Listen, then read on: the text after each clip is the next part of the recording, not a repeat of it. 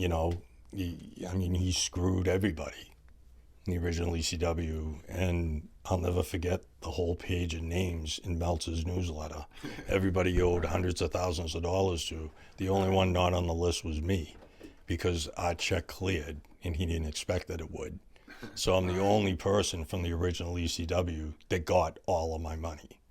And to this day, he still isn't happy about it, I guess. Nice. I recently heard, Got the connections. Yeah, it is what it is. Connection. I told Paul when we started the New England office, I go, I'm doing this for me, not for you.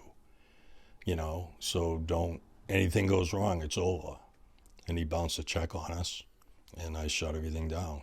The TV show canceled all the commercials on Raw and everything else.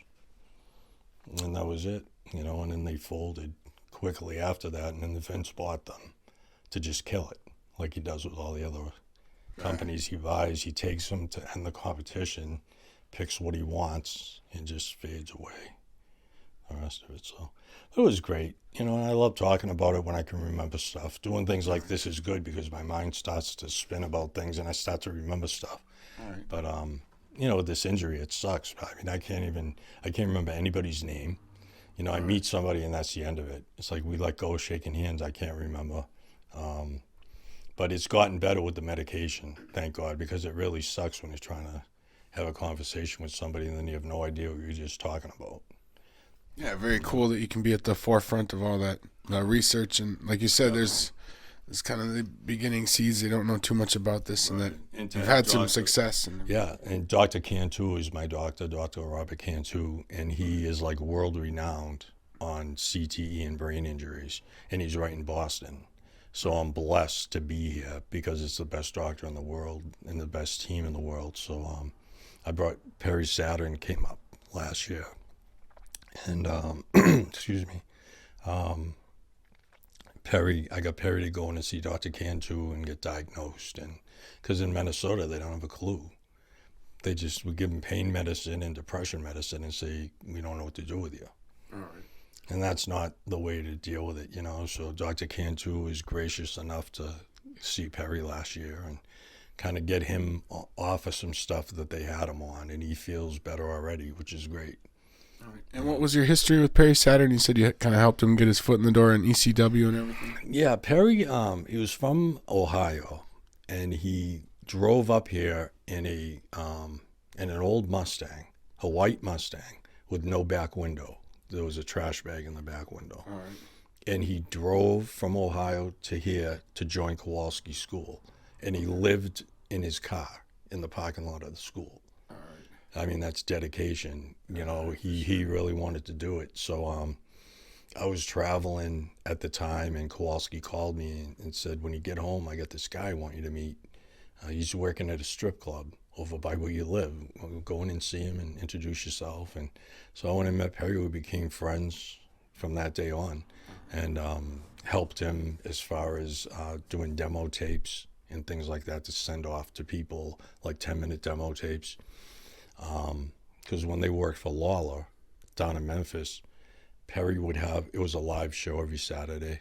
He would get a VCR tape of the show when it was over, right at the studio, and FedEx it to me every Saturday, and I'd have it by Monday. So I have all of the Eliminators TV for Memphis, everything they did. And then I would cut it apart to make little demo tapes to send to other people. So, well-rounded, I guess, in the business, you would say. I never realized I would end up being this way, but just I was around the right people and just learn the right way to do things, learn the wrong way to do things, and then come up with my own way to do it, And it worked.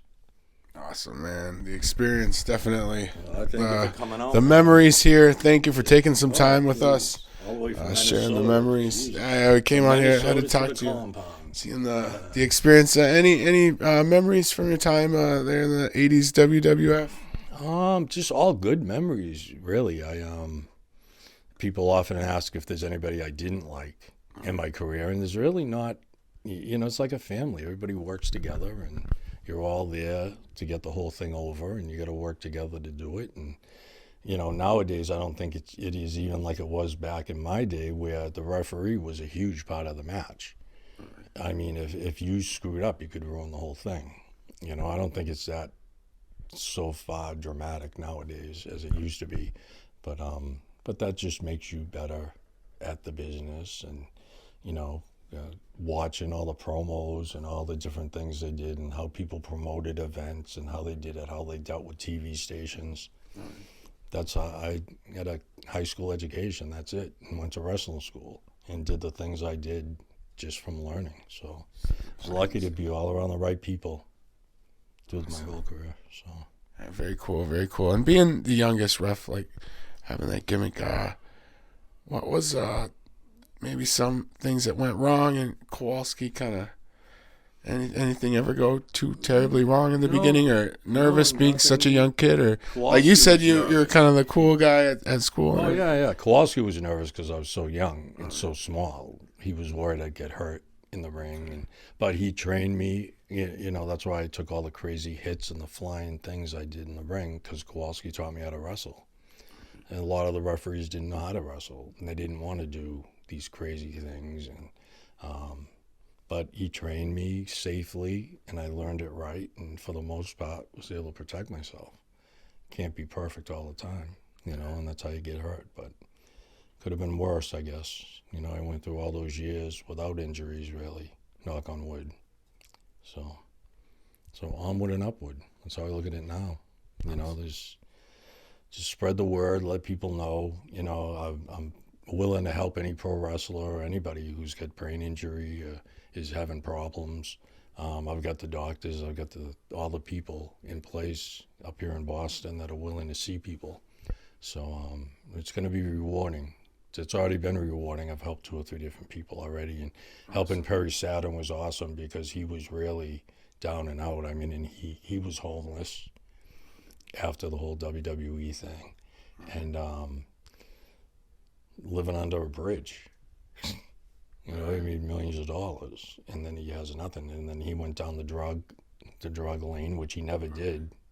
He was always against it, and he got into drugs and just got all screwed up. And so luckily he came through all that, and he's feeling better now. And he's coming back up here to Boston for the Hall of Fame in June this year again too. So that'll be good. We'll see him again. So yeah.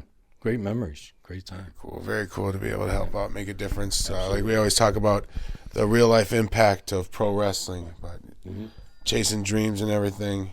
The Extreme Enforcer, Paul Richards, thank you for taking some time. Thank you. Telling some stories, getting to hear your story. Good luck. All right, thank you. Mr. USA, Tony Atlas. Tony Gurria. This is when I worked in the AWA out of Minnesota. We were up here in New England. Sandman at ECW. Dino Bravo, Canadian legend. That's when I worked for Vince. Ox Baker against Ivan Putski back in the day. Big John Studd.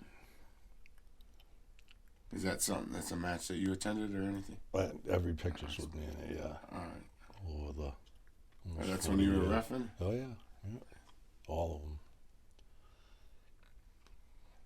Nick Bockwinkel, the AWA heavyweight champion. It was a championship match I refereed. Him against Larry Zbyszko.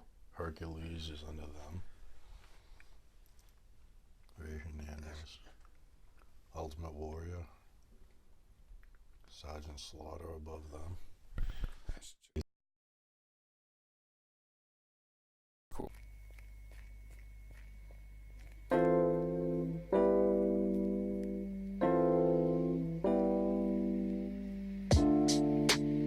Just chilling right there on the edge of time.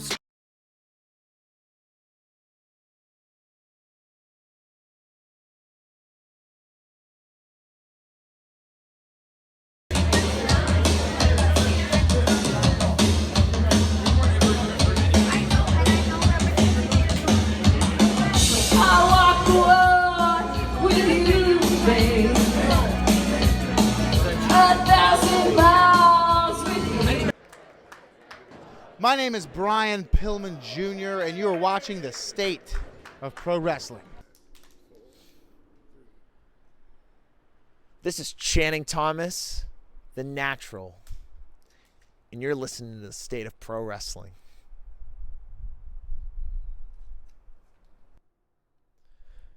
This is Alec Price, Prize City represent, and you're watching and listening to the State of Pro Wrestling. Woo!